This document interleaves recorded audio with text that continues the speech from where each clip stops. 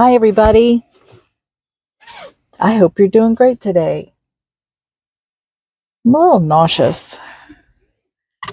Maybe I should have taken something, but I don't have time now. So, we are in the driveway, if you didn't guess that. We're going to get the dreaded test now.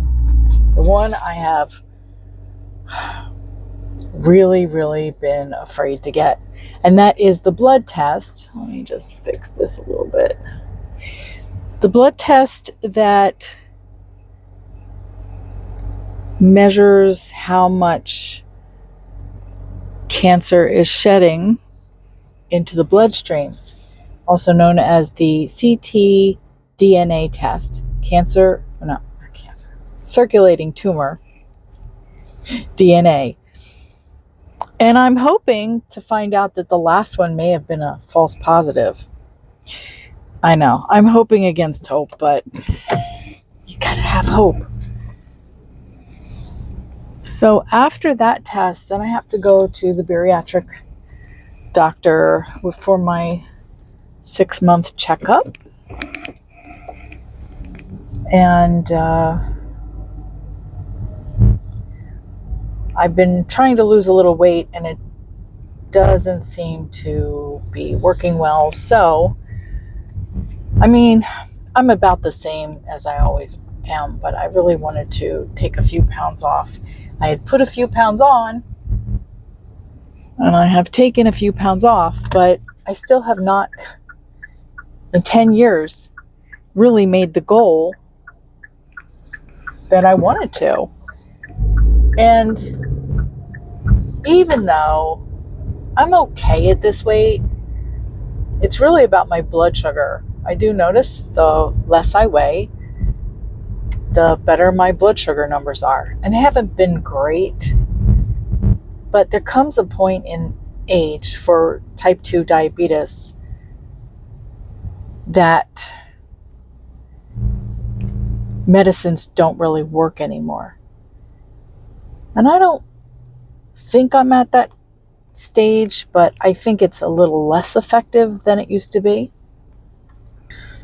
So it's not about just managing cancer. There's a lot going on with me, and I haven't been feeling great lately. I had a few bad days, and not horrific days, but enough to notice there are just times when I don't really sleep well. That part of that is my shoulder. God, I'm getting old.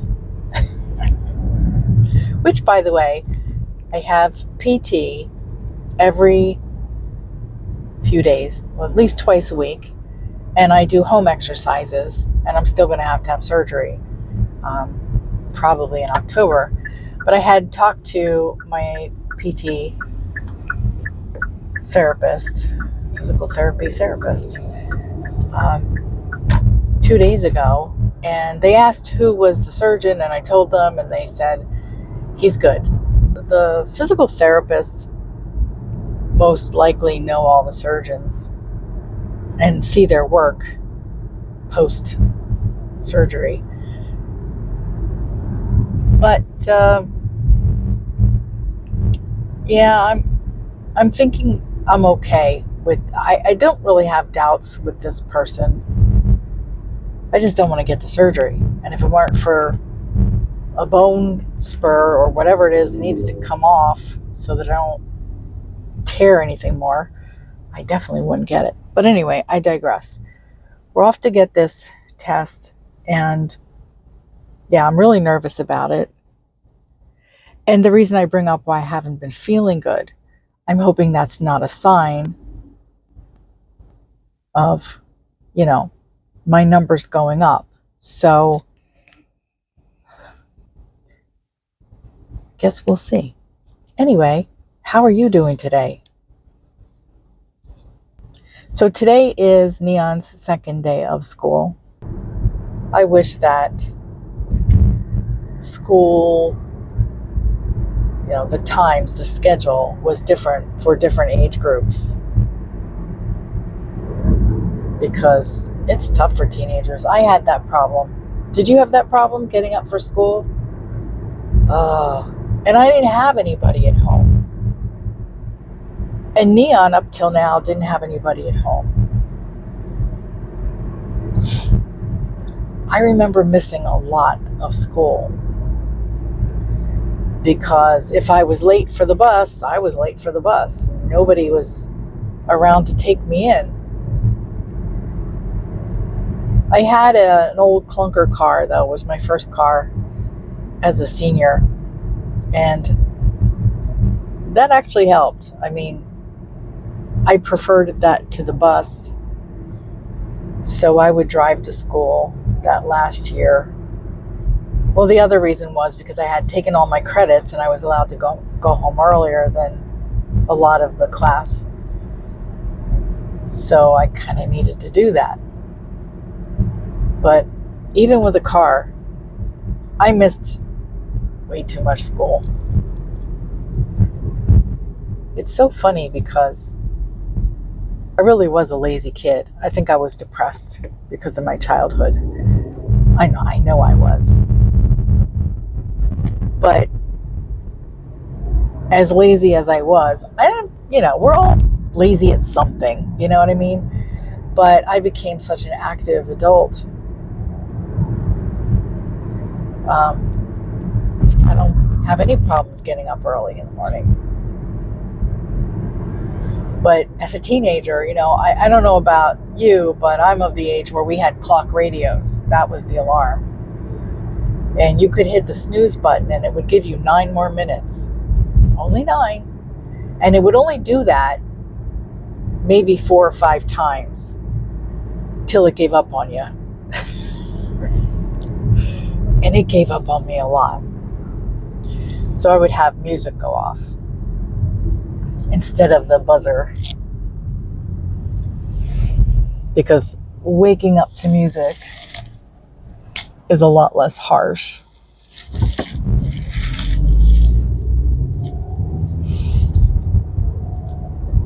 But you'd think decades later we could figure something out.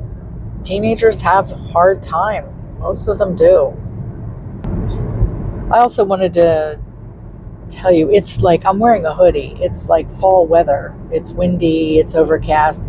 And that's all because of Hurricane Erin, which is going up the East Coast. And even though it's not hitting the East Coast, it's running parallel before it runs out to sea. And it's 300 miles wide. And it's still affecting us. And we're like a 90-minute drive to the beach. I should say the shore. Yes, I'm from Jersey. We say the shore. But I just meant like if you're looking at the beach, we can say the beach. I just want to be politically correct here because I'm always going to be a Jersey girl. But it is affecting us, and it's really affecting the coastal areas. I was surprised how cold and windy it is today, and overcast, because I said that's kind of far away from us. But it's definitely feeling like fall. But Cape May, New Jersey, Atlantic City, yeah, they'll fare okay, but they are expecting quite a bit of flooding and damage and sustaining winds of maybe 45 miles an hour going through that area. Okay. All right, guys, I'll be back. Wish me luck. Good numbers. No whammies. I gotta turn around. I actually missed because I'm talking to you all and not paying attention. I went a few blocks too far, so I better stop now or I'm going to be late. The lab that I went to, where I am, is my cancer center, the Ann Barshinger Cancer Institute, Ann B. Barshinger Cancer Institute. I highly recommend it. It's really a good place. They take good care of you. I wish parking was a little more organized, but good people. Go ahead.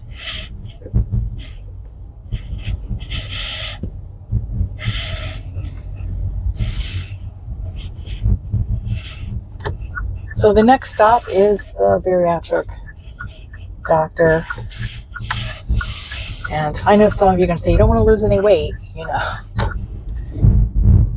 I'm not going to worry unless I lose weight without trying, obviously. Then I got something to worry about. The support groups for my cancer, which is low-grade serous ovarian cancer, I noticed a lot of the people, they don't lose weight. It's not usually an issue. I mean, most cancers, at the end of life, you will lose weight, and you might lose some on treatments, certain treatments, but I have been lucky in that regard. I want to lose a couple pounds for my blood sugar, but I don't want to do it because, of my cancer, obviously. Oh, I got a nice spot up front. It looks like the skies are going to open up. Anyway, I think I'm just talking randomly so that I don't think about that test. That's what I do, though. You know me by now, right? I will be thinking about that for the next 10 days.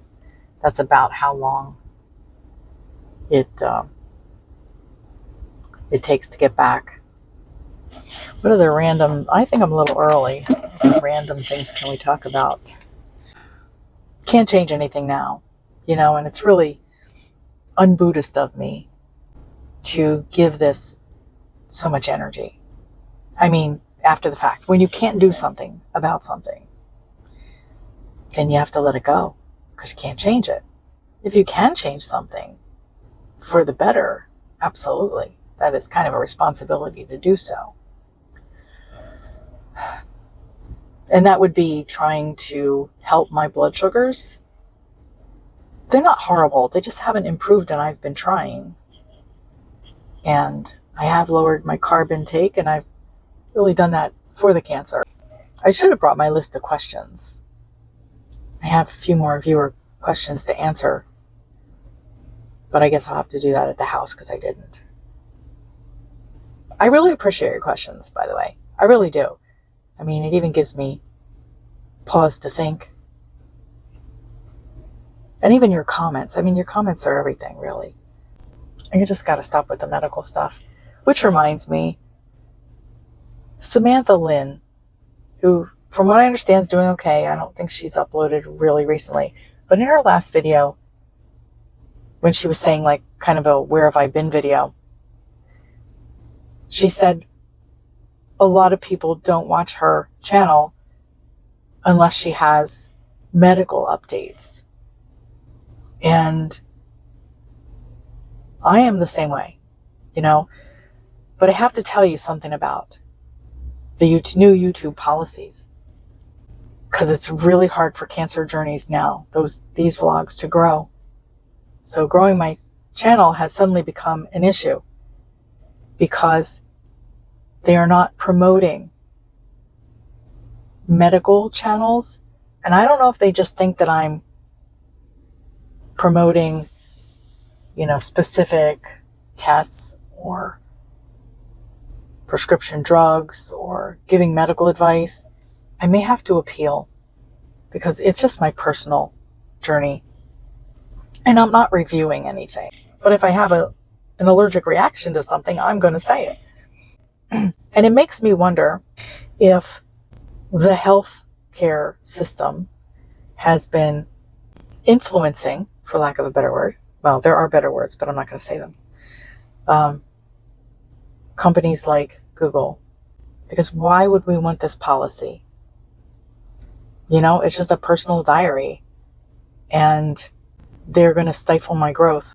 So interaction, because of that, interaction is probably what I have to emphasize now. And that means leaving comments, even if you just put a little red X. That's even more helpful than liking the channel or subscribing. Subscribing is important, the like button is important, and a comment's important. And I will say this, there are people that will not watch my channel unless I have a test or, something medical to say. And my goal here is to make every day count. That means not every video is going to be about my medical condition. But if you were to subscribe anyway, you don't have to watch every video. Whether I have tests or not is always in the title, in the thumbnail and the title. But I would like to share other content with you, and maybe you'll like me, who knows? All right, so that's my rage for the moment. I have tried to make appointments with Google ad representatives, and it's not like I'm putting advertisement up. I'm just trying to promote the videos, which most YouTubers do to one extent or another. There are promoting opportunities. They cost me a little money, but it comes out of the YouTube fund where I get maybe, I won't even make $200 this month since that policy came into effect. Whereas, a couple months ago at least, I made over 400. I made over 400, then I made over 300, and now I'm not even making 200. And I'm not putting out any less content, but I will admit that at that time I was getting a lot of testing, and now I'm sort of going that way again. But I doubt anybody's really going to watch my shoulder surgery updates compared to my, scan updates. So there's sort of a business here, a business model. And YouTube encourages all of this. There's a whole back-end website for YouTube creators to learn how to grow their channels. But it won't matter if they won't promote my channel and my videos. If I order a promotion, to promote this video, if I put up $25 and say, promote this for the next week, and I look at the stats and I look at the promotions, if it's in promotion mode, it will say active, but limited. And so when I look that up, I find out it's because they are not promoting healthcare vlogs. So I'm pretty much SOS. All right, I hope that made sense. I'm just a little frustrated because Google representatives will not get back to me. And maybe because they know what my content is and they already know I'm SOS, so there's no advice to be given, right? The only plea I can make really is to you. If you would subscribe, if you would hit that little black bell after you subscribe so that you can get notifications. Figured choose what you want to see and what you don't. Because I don't really clickbait. What I put out there is there. And I heard that YouTube is cracking down on that, which is good because it's annoying. Okay, my appointment is starting, so I blah, blah, blahed, and I'm probably going to edit a lot of that out. All right, I will talk to you soon. Well, that appointment went pretty well, as expected. I did ask the doctor about protein because I'd like to eat a little less meat. And whatever happened to lab-grown meat? Anyway, here I am trying to be a little bit more responsible to the earth and to the animal kingdom, because I've always felt bad about eating meat. The problem with beans is that it does jack my sugar up a little bit. So I asked him, is there other plant sources or whatever with the protein? He goes, the best and the only trick that I recommend is protein shakes. I did protein shakes for years as a supplement, and they've gotten really expensive. That was one of the reasons I stopped doing protein shakes. I mean, I guess I could get the protein powder, and he says, you can just put that right in your coffee. I don't know. It's just like, ooh, I don't know about that. If you have a protein shake or a protein powder combo that you can share with me that you really like, I am willing to listen. These Atkins shakes are up to like a little 4-pack for like $8 now. They were $4 when I started this journey. And that was like 10 years ago. I get that. But some places they're like around 10. So that's why I just gave them up. I can't afford that. I'm not working, to the capacity that I used to. So I still have to take care of my health. And I just want to make sure I'm getting enough protein, because he recommends meat and protein shakes. I mean, you have to do high protein as a bariatric patient and as someone maintaining healthy weight loss. I'm at a loss. So comment below and let me know what your protein tricks are. I do like meat, but I just don't understand where is this lab-grown meat that they were raving about a couple of years ago. You don't hear anything about it now. And I would try it. At first I was kind of grossed out the thought of it, but I should be grossed out by eating meat, period. I just don't think I would make a very good vegetarian, even if protein wasn't the issue. Some vegetables are just... And my tastes are changing. As I get older, my taste buds are changing. There are things that need salt that didn't need salt before. I know some people that it's gotten so bad where they just put ketchup on everything. I don't know if I'll ever get to that, but things are tasting different and cravings are changing. And I don't know if that is the cancer. I mean, it could be. I know cancer treatments will do that. I'll have to look that up, because it might be that sorry, I'm distracted. There's a lot of people around, a lot of people watching too, but I'm going to have to look into that. In any case, I'm out of here. This is a really good prime parking spot and somebody else would probably want it. So I'll talk to you later. Hi again. This is the next day. I wanted to make sure that I got this last segment in because I'm getting a lot of questions, which I really appreciate. If you have any questions, please comment below and I try to look at every single comment. I can't answer every single one, but I try to at least react to each one. And today I did want to share a few questions with you. And let's see, Blue Heart 1963.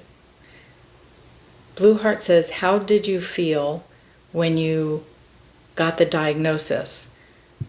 Well, the first time was about 25 years ago, and I would say just numb, totally numb. I went in for a routine hysterectomy, which was a little complicated because my ovaries were mangled and we didn't know why. It was just, we thought it was a birth defect or something. But my follow-up with my surgeon, I guess about a week later,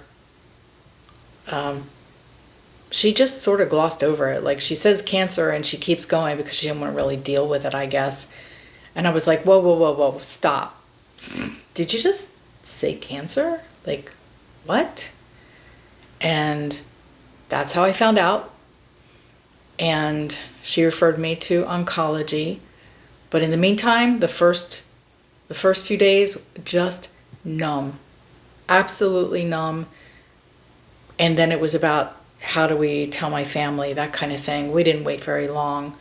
But yeah, that was like that was just surreal. So thank you for that question, Blue Heart. Another one from Ginny Bear 485p.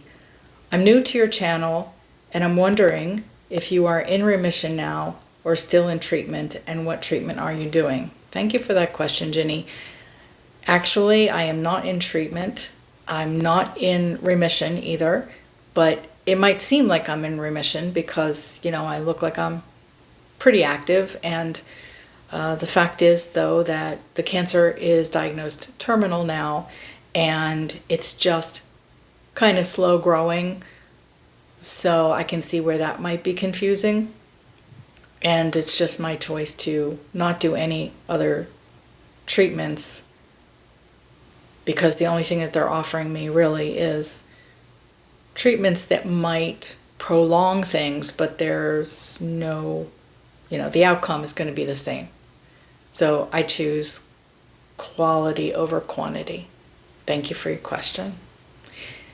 And let's do one more. And I didn't have a name on this. I apologize. So whoever asked me this, thank you. What's been the hardest part of your journey so far? I think finding out that it was terminal. The chemo didn't really work. Well, it didn't work. We thought it was working, and it didn't. So surgery that had been taken off the table because of scar tissue was put back on the table, and surgery didn't work. And I remember the doctor coming into my room to visit in the hospital, and I looked at her. I said, I know it's terminal. And she gave me a frowny face. I thought I'd save her the heartache. And I was in the hospital for about maybe 4 or 5 days. And I think that even though nurses always come in and bug you all hours of the night, and there was just too much alone time, and it left me thinking and overthinking as I do. But that was really hard to even be alone with my thoughts at the time. There was part of me that knew how this was going to end, but I guess I still had a lot of hope. But I knew there was nothing else. So that was the toughest part. I am so past that at this point, but that's a hard one. So thank you for your questions. And I'm going to close now, and hopefully won't be very long till I talk to you again. Bye.